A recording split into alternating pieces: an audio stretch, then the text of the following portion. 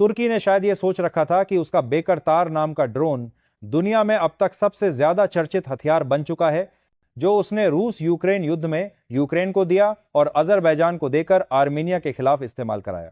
लेकिन तुर्की यह भूल चुका था कि भारत वह देश है जो जब किसी दुश्मन को जवाब देता है तो सिर्फ मोर्चे पर नहीं बल्कि उसकी सांस रोक देने का वाली नसों पर वार करता है। तुर्की ने जब भूमध्य सागर में भारतीय युद्धपोत को घेरने की नाकाम कोशिश की थी, तब भारत ने उसकी ऊर्जा लाइन काटकर पहला सबक सिखाया।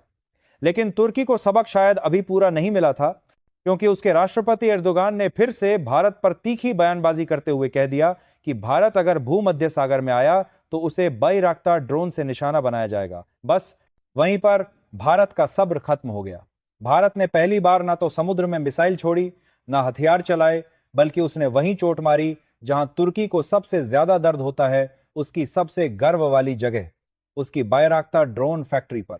यह हमला बम से नहीं हुआ, यह हमला कोड से हुआ।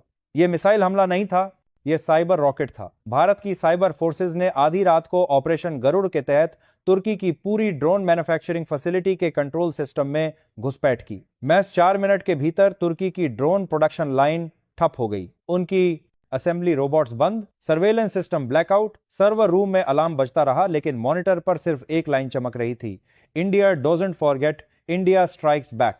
तुर्की के इंजीनियर समझ ही नहीं पाए कि यह हुआ कैसे। उनके सिस्टम में रशियन फायरवॉल था, अमेरिकन बैकअप था, इजरायली एंटी हैकलॉक था, लेकिन उनमें एक कमी थी, इंडियन ब्रेन फायरवॉल नहीं था। भारत के साइबर वॉरियर्स ने तुर्की के सर्वर को ऐसे काबू किया जैसे बाज अपने शिकार को पंजे में जकड़ लेता है। और सबसे मजेदार बात यह है कि भारत ने हमला करने के लिए से पहले दुनिया को बताया भी नहीं, कहा भी नहीं, सीधे कर दिया। क्योंकि भारत अब वह नहीं जो बयान देता है, भारत अब वह है जो एक्शन के बाद ही दुनिया को बताता है कि अब सीख लो। तुर्की ने सोचा था कि वह भारत को नेटो की धमकी देगा, लेकिन उसी नेटो के अंदर से ग्रीस ने भारत के समर्थन में खुला बयान दे दिया। फ्रांस ने कहा कि तुर्की को उसकी हद में रहना चाहिए।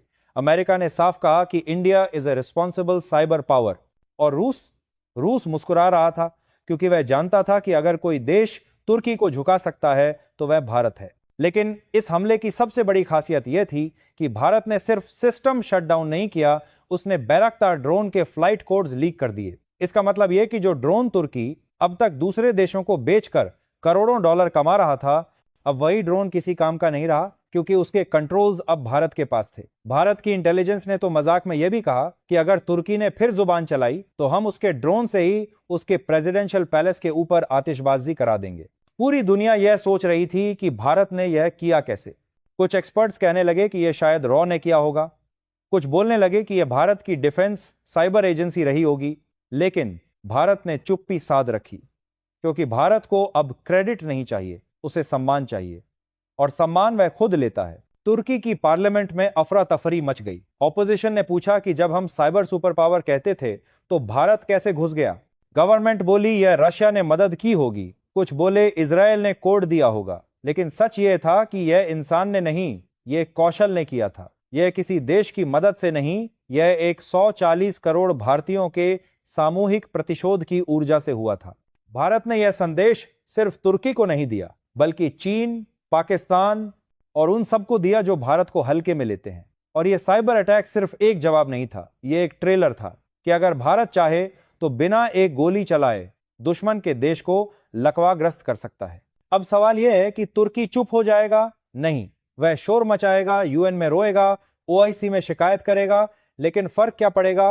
भारत ने साफ कह दिया है, we don't respond to noise, we respond to nuisance. दुनिया में आज हर बड़ी प्रेस एजेंसी की ब्रेकिंग न्यूज यही है, India silently shuts down Turkey's Bayraktar drone factory. Twitter पर इंडिया स्ट्राइक्स बैक ट्रेंड कर रहा है। यूट्यूब पर वॉर एनालिस्ट कह रहे हैं this is not just cyber attack, this is cyber master stroke.